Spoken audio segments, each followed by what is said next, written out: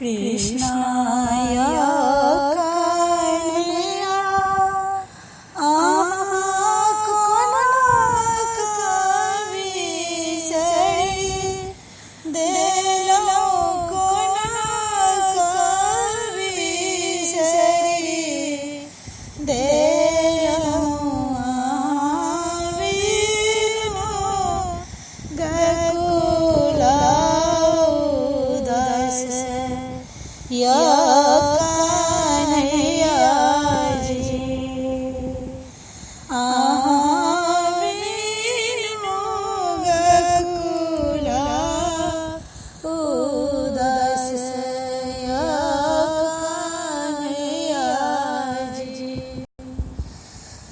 वृंदावन में चलिए गैया चरावे, चलिए गैया चरावे, चलिए अब के गैया चरतैया कन्हैया जी। अब के गैया चरतैया कन्हैया जी। वृंदावन में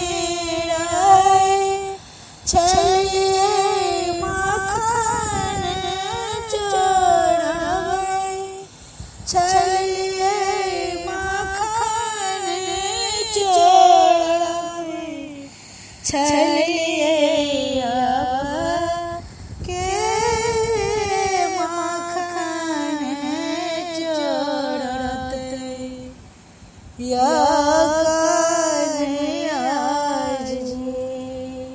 कृष्णाय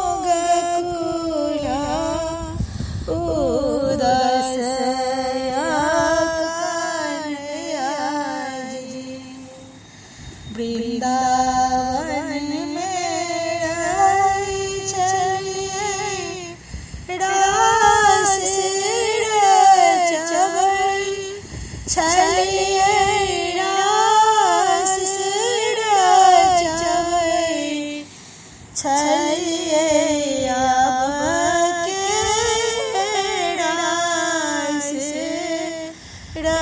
रचतैया